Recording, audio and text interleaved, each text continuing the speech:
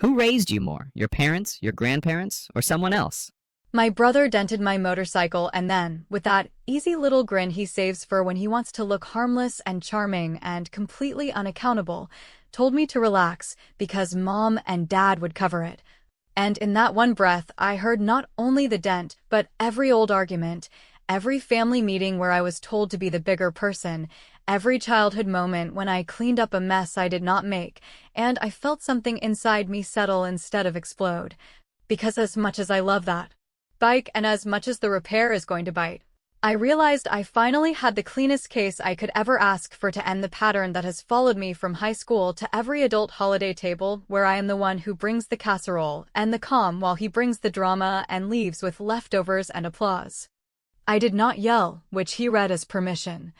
And he launched into his usual routine about how it was not that bad, and how the shop would buff it out, and how our parents would not want me stressed, because I have been working so hard, and because family is family, and because that is what parents are for, and I listened. And I nodded, and I let him talk himself into the version of reality that has always worked for him, the version where money falls from mom's purse and dad's jacket, and responsibility is a cloud that passes over him without rain, while I kept repeating in my head a simple plan that did not require a fight, or a speech, or a scene, only a few careful steps and a little patience.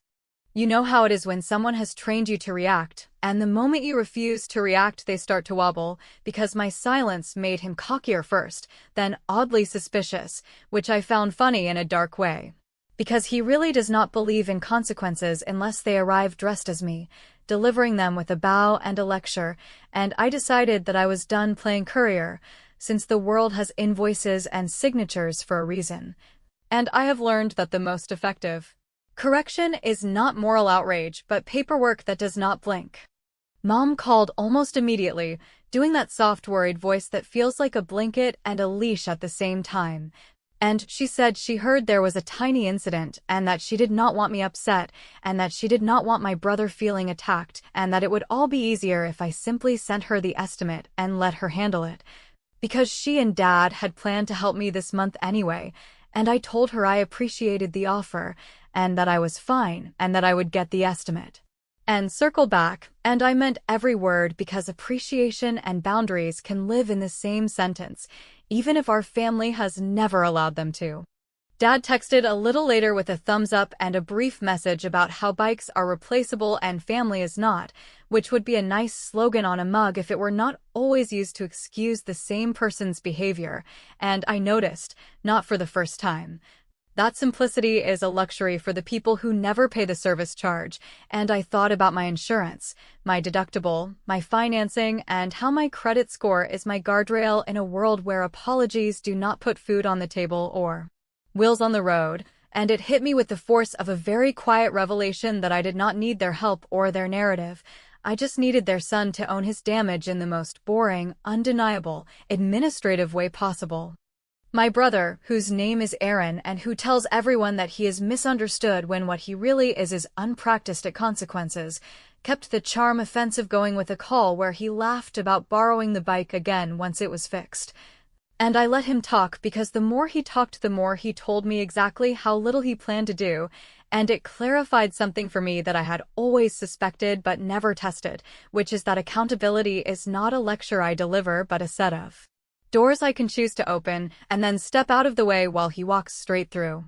I made the appointment for the estimate and I did not overshare. I confirmed the date and asked what documentation they needed and whether they logged the responsible party for the work order, because the incident did not involve another vehicle. And the service manager said they can note who authorizes the repair and who accepts financial responsibility, and I said that would be helpful and that I would bring the name of the person who caused the damage since I was not the one who did it, and I swear I could feel something unclench in my chest, not spite, not glee, more like finally setting down a box I have been carrying since childhood with my name written on it even though the items inside never belonged to me.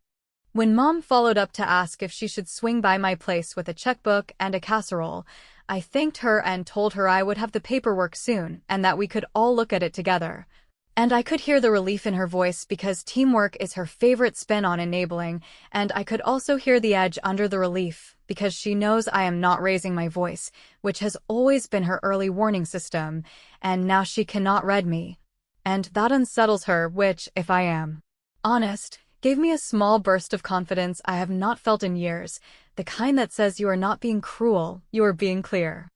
Aaron sent a message in the group chat that said we were good and that Mom and Dad were stepping in because that is what parents do, and I did not respond, and everyone else layered on the usual reactions, the little jokes, the mild teasing, the requests for pictures once the bike is back to normal, and I looked at that thread and saw a scroll of habits dressed up as a family conversation, and I decided I was not going to untangle it this time or explain myself or make any of them feel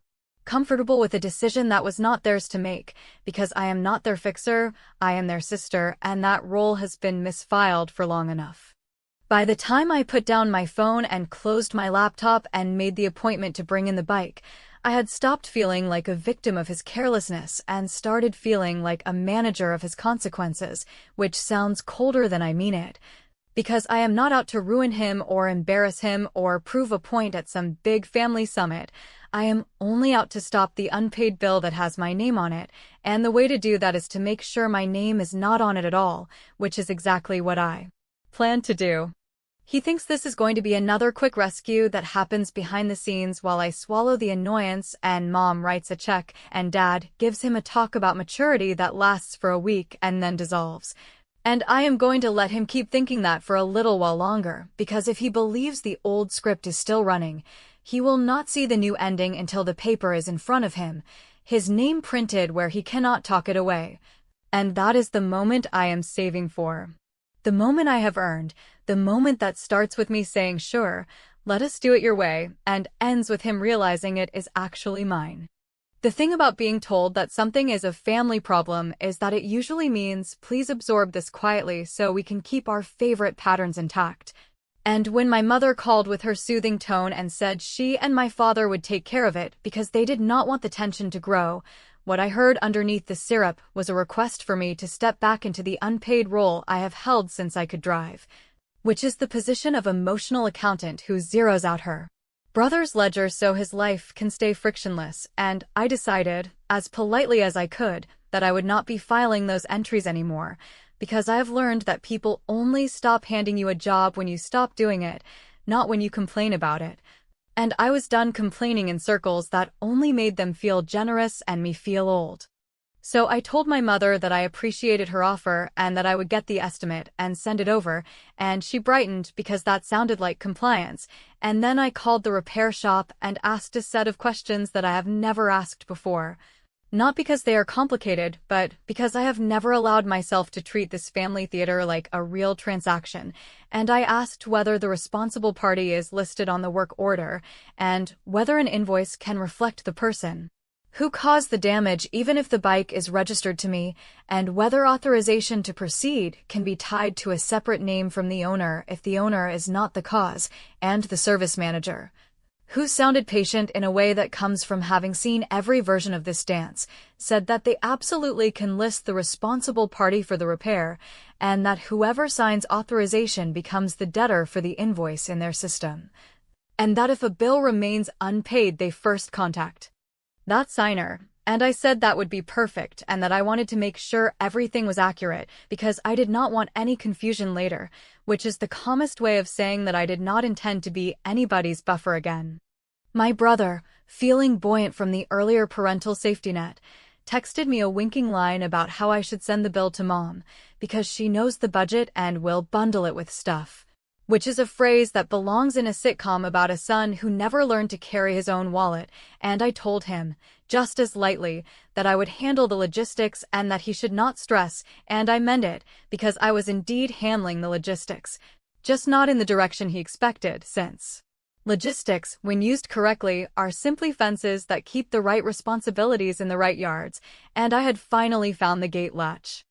I drove to the shop, walked through the explanation with the manager, and when he reached for the authorization form I paused and asked if there was a method to record who caused the incident. He pointed to a field that customers rarely fill out,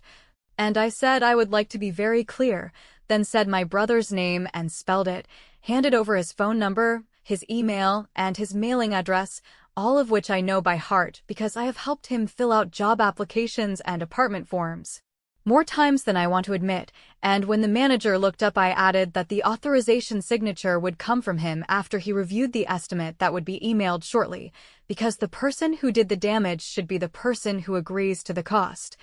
And the manager nodded slowly in that way grown adults do when they are reminded that normal things are still allowed. I then sent a single message to the family group thread, written in my friendliest voice, saying that the shop would email the estimate to Aaron so he could approve it and coordinate timing since he had the most flexible schedule and because the shop needed the responsible party to authorize.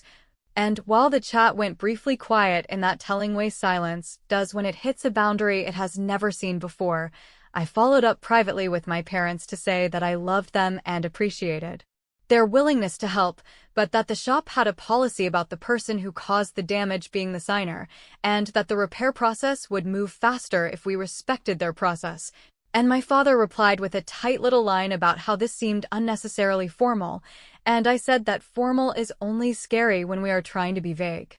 To prevent any later confusion, I forwarded the service manager's message to Aaron with a short note that said the estimate would arrive soon and that he should review and sign so the parts could be ordered, and because I know how my brother treats emails he does not want, I called the shop back and asked them to tag the estimate for signature required so that his click would generate a time-stamped confirmation, which is not a trap or a gotcha. It is simply evidence that shows who made the decision when the time came, and I felt a steadiness move through me that had nothing to do with revenge and everything to do with finally putting my hands on the steering wheel of my own boundaries. Predictably, my mother called to ask whether there was a way she could just send a payment directly and keep Aaron out of the paperwork because she did not want him to feel attacked or labeled, and I told her, very calmly, that labeling is not happening here. Identification is, and that the shop needs a responsible signer for compliance reasons, which is true and also conveniently forces the dynamic into the daylight where it cannot hide behind her worry, and when she sighed and said she guessed that made sense, I thanked her and let the call end without any of the old rituals where I promise to keep the peace and she promises that next time will be different, because I am not in the promise business anymore, I am in the policy business. And the policy is simple. If you break it, you sign it. By early evening, the estimate landed in Aaron's inbox and he forwarded it to me with a comment that he would send it to Mom to handle. And I replied that the shop needed his signature to start, and that once he signed we could all discuss who reimbursed whom. And a minute later I saw the signature notification arrive from the shop with his name on it, which felt like an entire childhood of excuses, finally shrinking down to a single line of text that said he had agreed to be responsible, and I thought, with a mix of relief and a little shake of disbelief, that I had not argued, I had not lectured, I had not chased, I had simply set the table and let him sit where his choices placed him. And because I've learned that paper without a copy is just a rumor, I saved the email, I printed the authorization, I uploaded the file to a folder with a clear name that no one can accuse of being emotional, and I slept better than I have in years. Not because the bike would be fixed, which it would, but because the bill would not circle back to my name like a homing pigeon trained by habit, and when my brother chirped in the group chat about how everything was moving, I responded with a small thumbs up and no extra comfort, while opening a new message to the service manager that said thank you and to please make sure the invoice and all reminders list Aaron as the primary contact, and when he confirmed, I smiled to myself and thought that while everyone else believed this was still a gentle family matter, the paper already told a different story, because the bill had his name written all over it, literally. The weeks slid forward in that slow, sticky way that families use when they want you to forget there is a deadline, and my mother called with the familiar blend of tenderness and agenda to say that she and my father wanted to take the weekend to look at their finances and figure out the best way to help, which sounded reasonable if you did not know the history, but to me rang like the soft bell that always signals a stall, because delays have been their favorite tool since we were teenagers. way to turn my anger into exhaustion and my boundaries into surrender, and I listened without interrupting, told her I was fine with whatever timeline made sense to her, and then, after we hung up, forwarded the repair shop's confirmation to my own email again, and added a note to the file that the authorization signature was already on record with my brother's name stamped on it. Since I knew that once the parts arrived and the work began, there would be no clean way to pretend the responsibility had floated back to me on a cloud of family goodwill. Aaron, buoyed by the lull that always follows a parental pause, started performing for our cousin Chat with a series of jokes about how I was chilling, and how the bike would be brand new by next week, and how our parents were on it because they were good people who want peace. And while the lines were irritating in the way only recycled family slogans can be, I let them wash over me, because I have learned that you can either correct every misstatement in real time and inflame the room, or you can let people narrate their preferred reality while the actual one, the one with dates and signatures and invoices, quietly asserts itself like gravity, and I chose gravity, which, to be fair, is not my natural setting, but felt solid and adult, and not at all like the parentified older sister role I have been shoved into since he first discovered the thrill of breaking something and leaving the room before anyone could say his name. To make sure the grown-up world kept moving even if the family theater dimmed the lights, I called the service manager and confirmed the parts order, asked if the invoice would automatically populate the responsible party's details once the job ticket was closed, and whether reminder notices, if required, are sent to the signer before they ever reach the registered owner, and he confirmed all of it in that calm, measured voice that made me want to send him a thank you card for simply being a person who follows a process, and I told him plainly that there might be relatives who try to reroute the conversation, and that I appreciated his help in keeping the file accurate. And he said something gentle about how families often want to help, but that help should not erase accountability, which made me like him even more. Because it is amazing how radical basic fairness sounds when you have spent a lifetime at a table where fairness is the one guest who never gets a seat. My father, who prefers messages to calls because messages let him draft and redraft until he finds the tone that sounds wise without admitting anything, sent a long text about how he had been looking into ways to reduce the cost, and maybe the shop could be reasonable if we mentioned that times are tough, and while part of me wanted to write back that times are always tough for people who never pay their own bills, I chose a different route and thanked him for caring, then gently added that the shop was already moving and that the responsible party had signed, so our focus should be on making sure the signer settled the invoice quickly and directly with the service department. Because once the system is in motion, it is better to cooperate with it than try to charm it into losing your paperwork, and I watched the little typing indicator appear, vanish, and then return with a short reply about discussing at dinner, which told me all I needed to know about where he wanted this to go. Because dinner is his arena, a stage where he can attempt the old playbook of unity speeches and let it go parables. I could feel the tug to gear up for a confrontation, to prepare bullet points and gather indignation, but I pulled back from that muscle memory and instead made a different set of calls, one to my insurance company to ask, hypothetically, whether an unpaid repair invoice tied to an at-fault party could be documented in a way that helps if a claim dispute ever arises, and another to my bank to confirm that any checks I write for large services require explicit memos that track the underlying liability. And while none of this may prove necessary, I wanted those doors built and labeled, because a quiet plan is not the same as passivity. It is simply a refusal to let noise drive the car. And for the first time in a long time, I felt like the adult in the room without having to carry anyone on my back. When my mother followed up to propose a family dinner on Sunday and suggested that we all get on the same page, I said that sounded good and that I would bring the estimate, so we were all looking at the same facts. And I could hear the pause that tells you someone thought they were steering when they were actually being taken for a ride. And she recovered and said wonderful and asked me to be kind, and I told her, with a softness I meant, that kindness is exactly why I am doing this slowly and cleanly. Because I will not scream, I will not humiliate, and I will not attack. I will place a piece of paper on a table and read the name printed on it, and we will agree that names matter, which is not cruelty, it is adulthood. Aaron, sensing nothing, sent a breezy message asking if he could grab the bike once it is back because he had a friend who wanted to take a few pictures with it, and the laugh that escaped me was not pretty. But I swallowed it and replied that the bike would not leave my possession again without a signed agreement, and while that sounded like a joke to him, it was a promise to myself, a line I drew with ink that does not fade. And I tucked my printed copy of his authorization into a folder beside my bag so that when Sunday came I would not be begging for respect, I would be holding it in my hands. I did one last thing, not out of spite, but because I've learned that loose ends invite revisionist history, and I emailed the shop to confirm that the final invoice would list late fees under the Signer's account if payment was not received by the due date.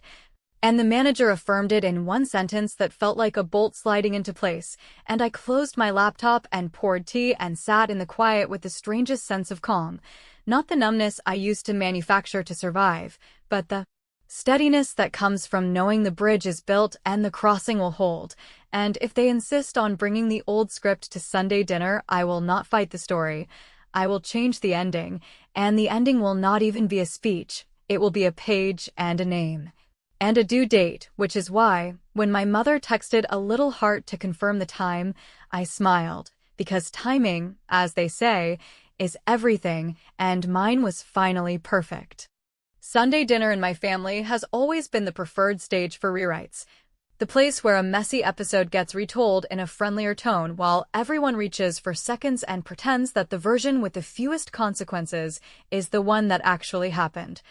So when I walked in and saw my mother's careful smile and my father's "let us keep this civil" posture and my brother's loose shoulders that only appear when he thinks the bill is already paid, I knew I was sitting down to a performance, and it felt almost unfair that I had brought something as untheatrical as paper, but that is the funny thing about documentation. It does not care about mood or spin. It just sits there and points to names and dates. Which is why I kept my bag beside me and waited, because if there is one thing I have learned, it is that the cleanest moves do not need a drum roll. They just need a moment when no one can pretend not to hear. My mother started with a soft recap about how we are all on the same team and how accidents happen and how we should be grateful that no one was hurt, and I agreed that I was grateful. And then she pivoted to say that she and my father had been talking and that they would like to cover most of it so that my brother could focus on work and I could move on. Which is a sentence that has lived in our house in a dozen forms since we were teenagers, and which usually ends with me giving up my claim to fairness in exchange for a promise of peace that never lasts, and I let her finish, and I told her I appreciated the offer, and then I reached into my bag and pulled out the repair report. The one with the estimate summary and the authorization confirmation and the line that listed the responsible party, and I slid it across the table to my brother, not as a flourish, not as a challenge, simply as the next step in an ordinary adult process.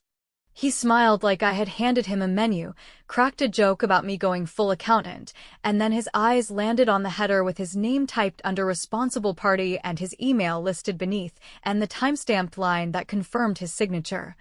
And I watched the exact moment the casual grin lost its footing, because he understood, without any speech from me, that this was not a family story anymore. This was a transaction with his name on it, and the confidence he had been borrowing from our parents' history ran out like air from a balloon, which would have made me feel cruel years ago, but tonight it felt simply correct, because relief at another person's accountability is not cruelty, it is the end of self-betrayal.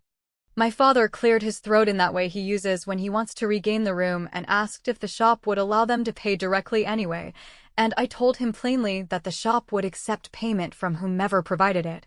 but that their system recognizes the signer as the debtor, and that all notices, reminders, and, if it came to it, late fees, would follow the responsible party listed on the invoice, and that I had confirmed in writing that the account would not default to the registered owner simply because it was convenient, and I could see him doing the math behind his eyes, calculating how many speeches it would take to return this to the old model, and realizing that speeches cannot erase a digital trail, which is why he shifted tactics and asked whether I really wanted to damage the relationships in this room over a mistake. And I said that I wanted to repair the relationships by stopping the cycle that damages them quietly every time we pretend consequences do not exist.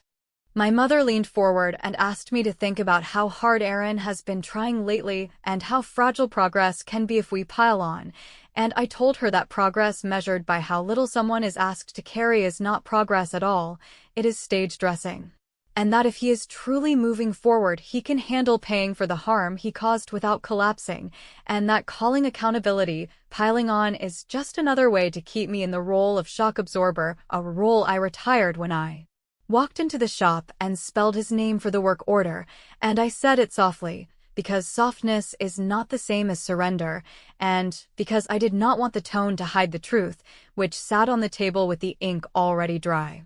Aaron finally found his voice, and it came out in that defensive register I know too well, all wounded pride and bargain-making, where he suggested that he could Venmo me later if I would just put the bill on my card to get the points, and I shook my head.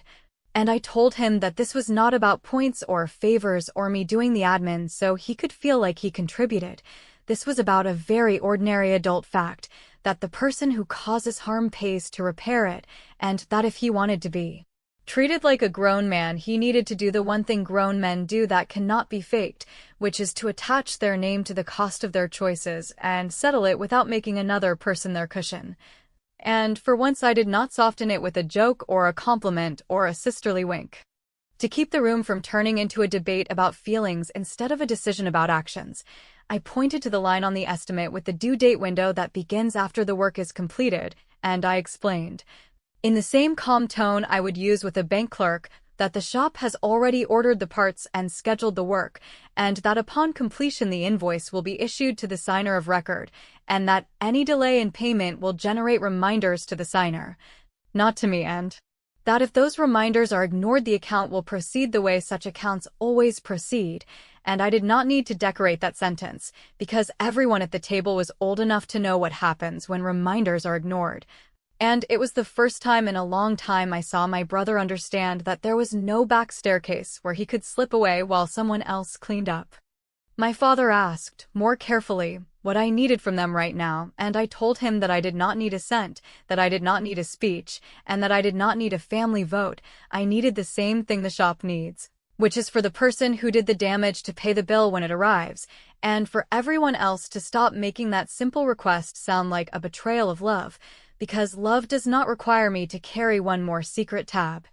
And in the silence that followed, I set my copy of the authorization beside the report so they could all see the signature and the timestamp together, and I watched the three of them realize that nothing they said at this table could unsign what had already been signed. Aaron swallowed hard and muttered that he would figure it out, which is the family's favorite phrase for postponing reality by another week, and I told him that figuring it out was exactly what adulthood looks like and that I was rooting for him to do it. And then, because kindness without clarity is just another sedative, I added that I had also confirmed something important the day before that would keep any confusion from spilling back onto me if payments went missing, and I let that sentence hang in the air long enough for him to ask what I meant, and when he did I smiled in the way you smile when the lock you installed clicks exactly as it should, and I said we could talk about that once the invoice is issued, which is why when he went pale and my parents exchanged a look that mixed worry with the first flicker of respect I have seen in a long time, I folded the papers back into my bag and let the quiet do the rest, because the next move was already in motion and they were finally, fully, along for the ride.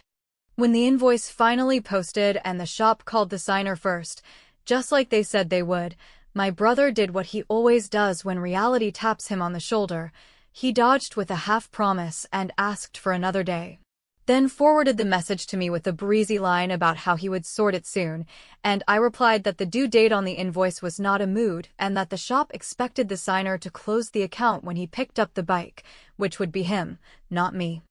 And then I let the silence stretch, because I had already done the other thing I hinted at over dinner, the thing that would keep any last-minute confusion from rolling back on me like a wave. And that was to call my insurance and put a written note on my policy file that no claim related to this incident could be filed under my coverage, because the at-fault party had already accepted financial responsibility in writing with a time-stamped signature. And I asked the representative to send me the confirmation letter so that if anyone tried to slide a claim through in the name of convenience, the software would flag it, and the letter arrived that afternoon with the language I needed sitting right in the middle like a gate that only opens one way.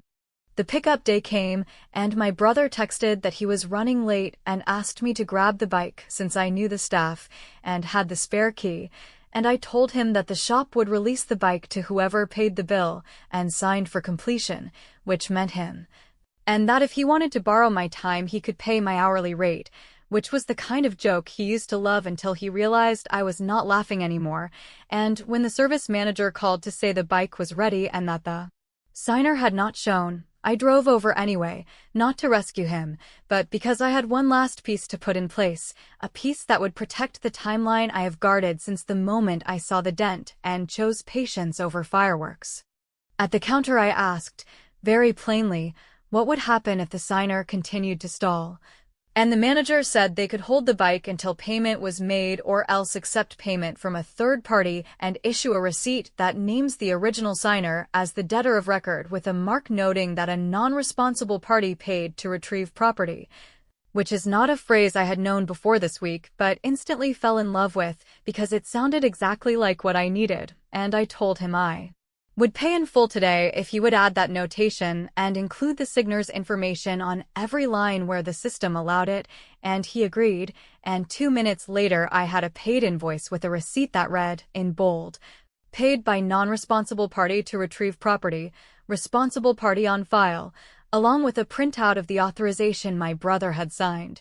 And I tucked those documents into my folder and felt a click inside that I had not felt since I was a kid who learned that fairness did not live in our house unless I invited it and seated it myself. I drove the bike home and parked it where it belonged, then sat at my kitchen table and wrote the calmest letter of my life, a short, factual notice addressed to my brother with a copy to my parents that included the signed authorization, the final invoice, the receipt with the non-responsible party notation, and a line that said I had filed a small claims case with the county clerk that morning to recover the amount paid plus the filing fee, with a hearing date in a few weeks unless the full amount cleared my account first, and I attached the stamped copy of the case filing because I have learned that people sometimes need to see the courthouse seal to believe the conversation has left the living room. And before anyone texts me to accuse me of going nuclear, I will tell you now what I told them in the letter. Small claims is not a threat, it is the adult version of a chore chart. And it keeps siblings from turning accountability into an argument about tone. He called within minutes, voice tight and angry, and accused me of ambushing him, and I said that ambushes happen in the dark while this had been happening in daylight for weeks, and that every step had his name on it because he put his name on it, and that the filing was simply the structure that would keep us all from slipping back into a late-night bargain that would leave me holding an empty promise and a paid bill. And when he tried to pull the old line about family loyalty, I told him a truth that surprised even me with how steady it sounded, that I believe in loyalty so much I refuse to keep teaching him that love means I erase his consequences, because that is not love, that is enabling with better branding. And I said he did not have to like it. He only had to pay it. By evening my mother called with tears in her voice and asked if we could please avoid court because it would humiliate him, and I told her I did not want court either, and that I had given him a clean exit that did not require a single public moment.